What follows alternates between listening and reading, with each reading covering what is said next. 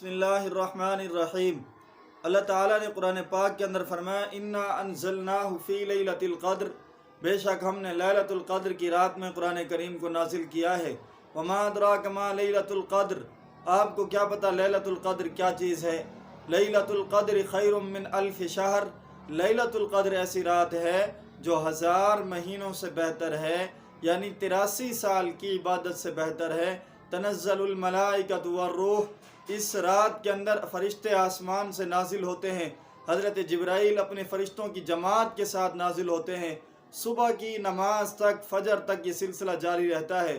لیلۃ القدر ایسی رات ہے، حضور اکرم صلی اللہ علیہ وسلم نے فرمایا جس نے لیلۃ القدر کی رات میں قیام کیا، اللہ تعالیٰ اس کے اگلے پچھلے سارے گناہوں کو معاف فرما دیتے ہیں۔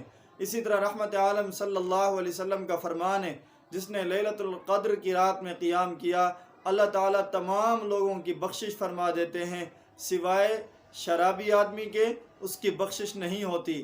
اور اسی طرح جو شخص حرام کا، خنزیر کا گوشت کھاتا ہے، اس کی بھی بخشش لیلۃ القدر جیسی مقدس رات میں بھی نہیں ہوتی۔ اور حضور اکرم صلی اللہ علیہ وسلم نے فرمایا لیلۃ القدر ایسی رات ہے جس رات کے اندر اللہ تعالیٰ نے خیر و برکتیں رکھی ہیں، مغفرت کا اعلان ہوتا ہے۔ بد نصیب ہے وہ بندہ جو لیلۃ القدر کی رات کو بھی پائے اور اللہ تعالیٰ سے اپنی بخشش نہ کرا سکے۔ لیلۃ القدر کی رات اللہ تعالیٰ نے کیوں نازل فرمائی، یہ انعام امت کو کیوں دیا، اس کی وجہ ہیں۔ حضور اکرم صلی اللہ علیہ وسلم نے بنی اسرائیل کے ایک آدمی کا ذکر کیا، فرمایا بنی اسرائیل کا ایک عبادت گزار تھا، وہ دن بھر اللہ تعالیٰ کے راستے میں جہاد کیا کرتا تھا اور رات کو اٹھ کر وہ اللہ تعالیٰ کے ہاں قیام کرتا تھا۔ 83 سال 1000 مہینے اس نے عبادت کی۔ یا دوسری روایت میں آتا ہے کہ بنی اسرائیل کا ایک آدمی تھا جس نے ساری زندگی 1000 مہینے 83 سال اس نے اپنے ہاتھوں سے، بازو سے اسلحے کو نہیں اتارا، بلکہ اللہ کے راستے میں جہاد میں مشغول رہا اور دن بھر لڑتا رہتا، رات کو لڑتا رہتا۔ تو حضور اکرم صلی اللہ علیہ وسلم کے صحابہ کو تعجب ہوا، 83 سال عبادت، تو اللہ تعالیٰ نے یہ امت پر انعام فرمایا ایک رات میں امت محمدیہ کو عطا فرماتا ہوں جو 1000 مہینے 83 سال کی عبادت سے بہتر ہے۔ امت محمدیہ تمام امتوں سے زیادہ، تو اس کے لیے فضیلت اور انعامات بھی اللہ تعالیٰ نے سب سے زیادہ رکھے۔ اور لیلۃ القدر وہ رات ہے جس کے اندر فرمایا دعا پڑھنی چاہیے، اللہم انکا کریم تحب العفو فاعف عنا۔ پھر یہ دعا آخری عشرے کی ہے اور لیلۃ القدر خصوصاً اس کو پڑھنا چاہیے۔ فرمایا لیلۃ القدر کو طاق راتوں میں تلاش کرو، مثلا 21 کو کیا آپ نے تلاش کیا، 22 کو چھوڑ دیں 23 کو، 24 کو چھوڑ کر 25 میں، 26 کو چھوڑ کر 27 میں، 28 کو چھوڑ کر 29واں، طاق راتوں میں لیلۃ القدر کو تلاش کرو۔ حضرات علماء کرام نے لیلۃ القدر کی بہت ساری نشانیاں بھی بتائی ہیں۔